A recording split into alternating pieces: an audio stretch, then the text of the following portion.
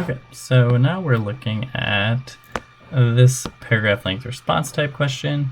And this one is, it seems on the surface, and again, I know we did this one already, but it's been a while, so why not bring it back? It's a good paragraph length response, so why not? So with this one we're looking at, we're saying water's kind of flowing through this channel, and then everything is very mysterious. We know a lot about the top of the channel, but we don't know anything about the bottom of the channel. So we don't know how fast it's going, and we don't know the depth that it's moving at. So really what our job is going to be in a coherent paragraph length response, explain how the changes in the channel affect the pressure of the water in terms of the energy changes of the water. So we really care about how does the pressure change. So that's going to be our main thing. That's going to be the main thing that we care about.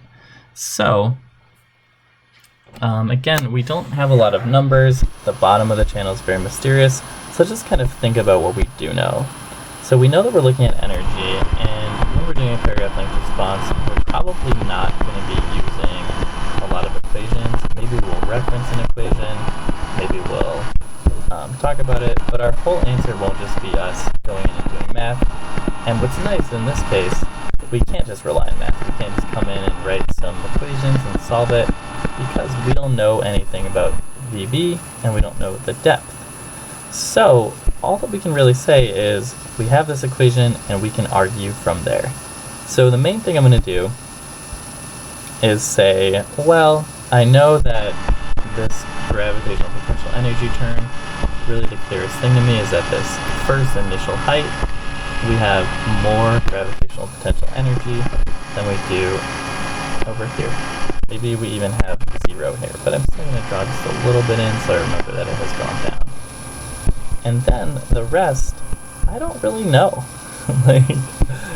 Because we don't know this height d, we can't say anything about the actual velocity. Because we don't know anything about the velocity, we can't say anything about the pressure. So pretty much, our whole entire argument comes from this position of we had gravitational potential energy, that gravitational potential energy decreased, so that energy had to go somewhere.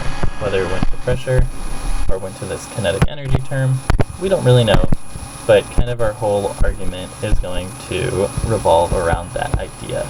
So that's kind of the legwork that we can do. We can also write a little bit of using our conservation of the mass idea, this A1, B1 equals A2, B2. But again, because we don't know A2, we don't know anything about B2. And we can't. We have 2 unknowns, and really this equation is the only thing that we can satisfy with our given information. So yeah, we don't know anything, and that's okay. So let's start making an argument, a paragraph length response, based on what we can say. So what we've said in the paragraph length response is that really the main thing that we want to do is just kind of state some sort of idea. So maybe I'll type it out over here. So we want to state something that we see, explain the physics. I should know how to spell physics, that's embarrassing. Principle that is related to what we see, and then connect that physics principle to our main idea. And I forgot to say, the first thing we want to do is state our main idea, and then when we're constructing an argument, where we are then within our argument stating what we see, explaining the physics principle that's related to what we see, and then connect that physical principle to our main idea.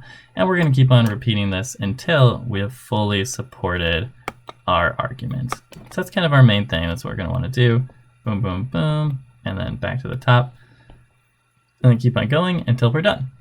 So let's start it off. Let's say, again, like we kind of talked about with our equation, we don't know how the pressure will change, but what we can say is, this is a very bold statement here, the pressure of the water in the channel will change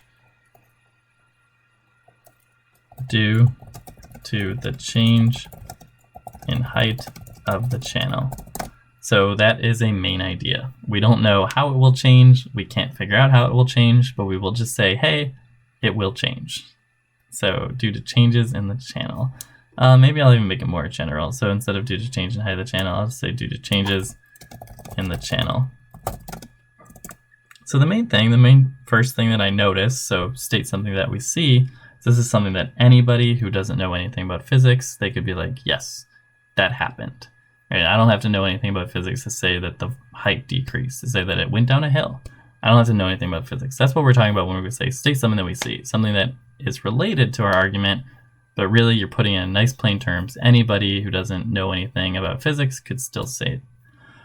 So what we're going to say is the height of the channel decreases.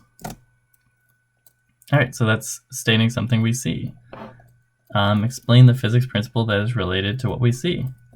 This is relevant because of the conservation of energy.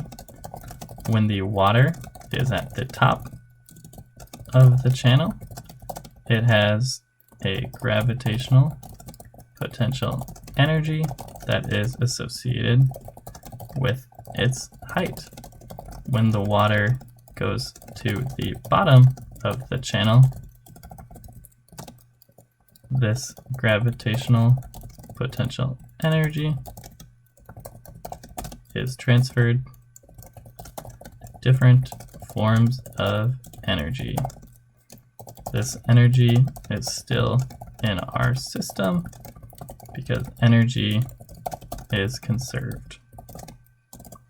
Okay, great. So we said something we saw, and then we explained it and talked about how that related. We related to this main physics idea of conservation of energy. We referenced gravitational potential energy a little bit more specifically, and so that energy is conserved. All right, so then the next thing we're gonna have to do is usually we'll kind of keep on stating stuff that we see. We don't really have enough right here to state what we see, right? We don't have enough to see. We don't know anything about the depth. We don't know anything about the area then, so we don't know anything about the velocity. So we're gonna kind of keep on arguing from this idea. So we're gonna pick up where we left off. We're saying, hey, this gravitational potential energy is transferred to different forms of energy. So then let's talk about what forms of energy it could be transferred to. Bernoulli's equation states that energy is conserved in the flow of a fluid. In this case, potential energy at the top of the hill is transferred to kinetic energy and pressure work at the bottom of the hill. And yeah, that's kind of what we got. It's kind of all that we can say because we don't know anything about how the pressure changes. We don't know anything about how the velocity changes. So maybe I'll say a little bit of something about we can't tell. I don't think that's required. But so yeah, let's try saying something like that. Just be like, because we don't know anything about the depth of the channel at the bottom, we can't specifically state if the velocity or pressure will increase. And actually, because we don't know anything about the depth of the channel, we can't specifically say if the, or maybe we'll say how.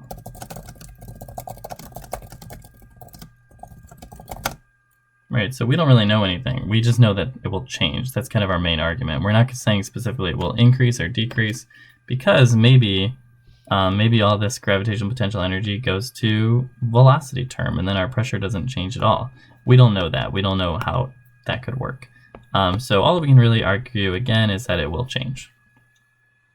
So we can't specifically say how the volume, the change in velocity will also be dictated by the conservation of mass and the continuity equation.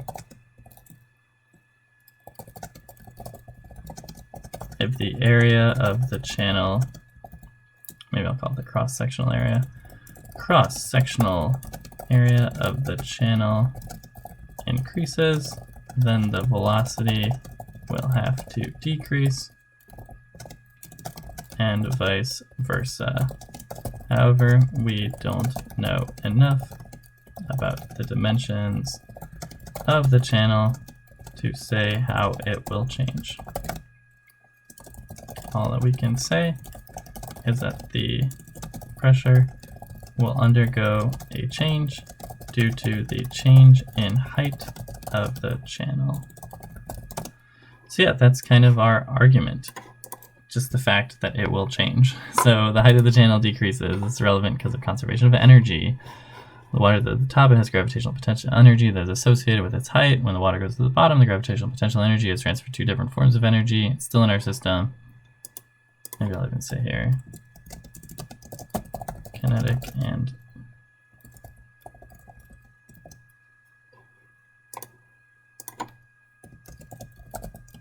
okay, cool. So yeah, that is our answer. Let's check it to the key. Saying 1 point is earned for an explanation that the drop in the pipe means a decrease in the potential energy of the water, and that's an increase in pressure. Okay, so we got a point for saying decrease in the potential energy of the water.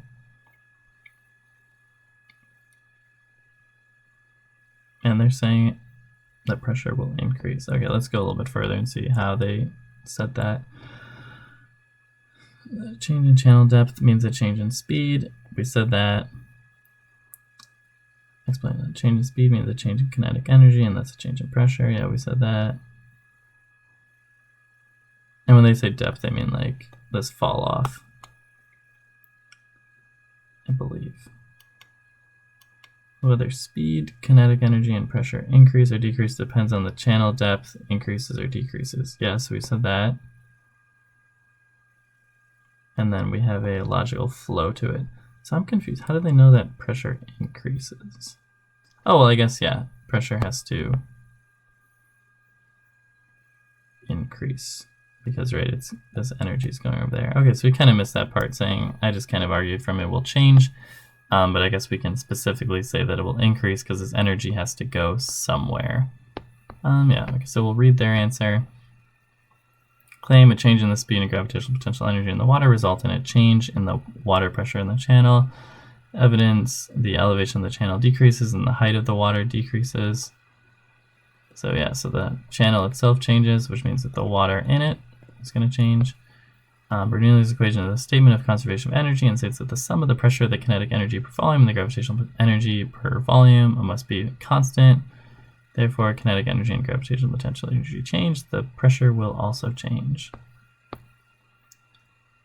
Change in the speed and gravitational potential energy of the water will cause a change in the pressure along a streamline in the channel. The elevation of the channel decreases and the height of the water decreases.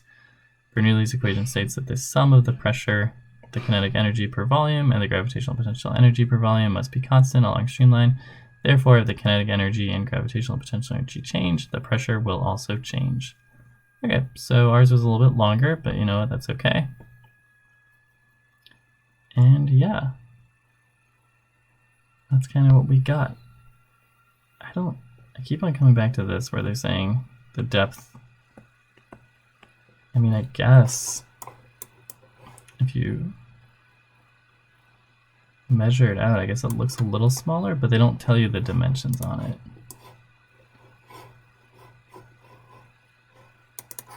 Whatever. Okay, cool.